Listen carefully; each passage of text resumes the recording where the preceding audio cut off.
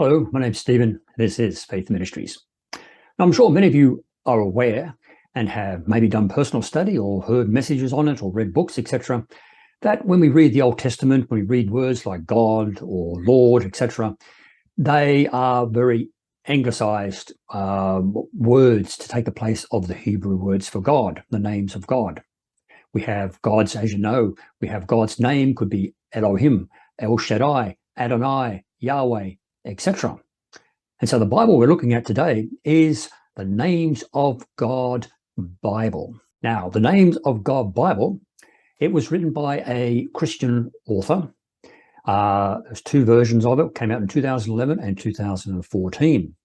And the whole aim of it was to restore the transliteration of the ancient names of God as written in the Hebrew, so that we have a better understanding of what we're reading and of who God is and of his character, etc. Now, it is interesting that it is not really a translation of the original Greek or original Hebrew, etc., into a whole new Bible like the English Standard Version or the Modern English Version, etc., that we've seen before.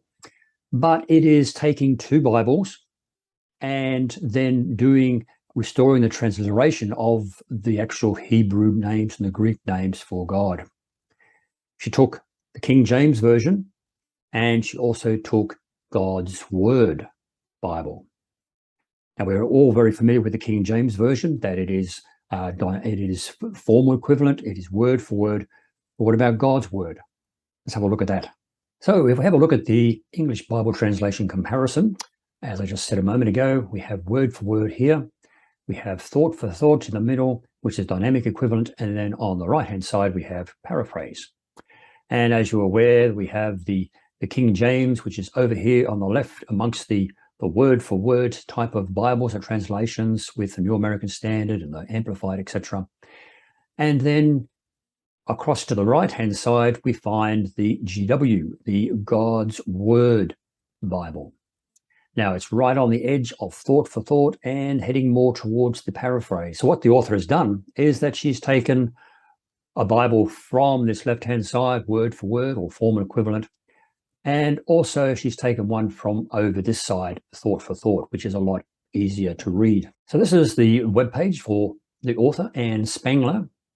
She is, which is annespangler.com, and she has a number of books that she's been authored for, and we won't go through them all because some are novels and some are other things where she's looked at the names of God and peace, etc., etc. So we scroll all the way to near the bottom of the page, and we come across two Bibles. The Names of God Bible. This one is God's Word edition, the red one. And then here we have the blue one, which is the King James Version. So how does it read? Now, we're all very familiar with how the King James Version reads. So what I wanted to do is just show you how God's Word version reads with the names of God changed. And so here we see Genesis chapter 1. And it says, in the beginning, Elohim created the heavens and the earth. Earth was formless and empty. Darkness covered the deep water. The Ruach Elohim was hovering over the water. And so all the way down through the chapter, you can see how she has changed the word for God into the Hebrew equivalent of Elohim. Then if we turn to Genesis chapter 22, where we have the well-known story of Abraham taking Isaac up onto the mountain to sacrifice under God's command, then we come down here and we see again we have Elohim, but now we have here it says the messenger of Yahweh called him from heaven. It said Abraham, Abraham.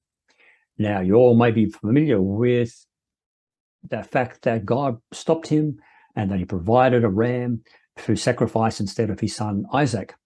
And here we see that Abraham named that place Yahweh Yireh, or the Lord on the mountain, the Lord will provide. So Yahweh Yireh, instead of Jehovah Jireh, Yahweh Yireh. And so you may be wondering, well, what about the New Testament? In the New Testament, she basically leaves any mention of Father or God as God and the Father. But for Jesus, she is using the word Yeshua all the way through it rather than the word Jesus. So she has Yeshua, and she has Christ there. So you may be thinking, can I buy a copy of this Bible? Well, here on Amazon, we find that we can get the Names of God Bible, which is under the God's Word version. And back at the time when this was being sold, get a hard copy for $563. So it's a very exclusive Bible indeed, $563. And down here, if you did buy it, it says here, the Names of God restores more than 10,000 occurrences of specific names of God like Yahweh, El Shaddai, Elyon, and Adonay to help readers discover the Hebrew names of God within the biblical text. And it goes on and talks about in the book, it has background information associated with the 60 names and titles of God. So not only do you get the actual changing and the putting in of the actual Hebrew words for God, but she gives the meanings of those particular words as well. So you have a greater understanding of who God is and of his character, etc., and how he revealed himself to the children of Israel over the years. So that is the hard copy of the God of Word version. But we can also go to the King James Version, the blue one, and we can see here that we have a hard copy for $418, but you can buy a Kindle version. So if you're into Kindle or ebook reading, etc., you can get one for $32.72 at this time.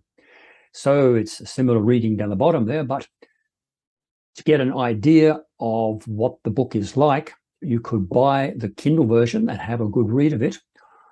The thing with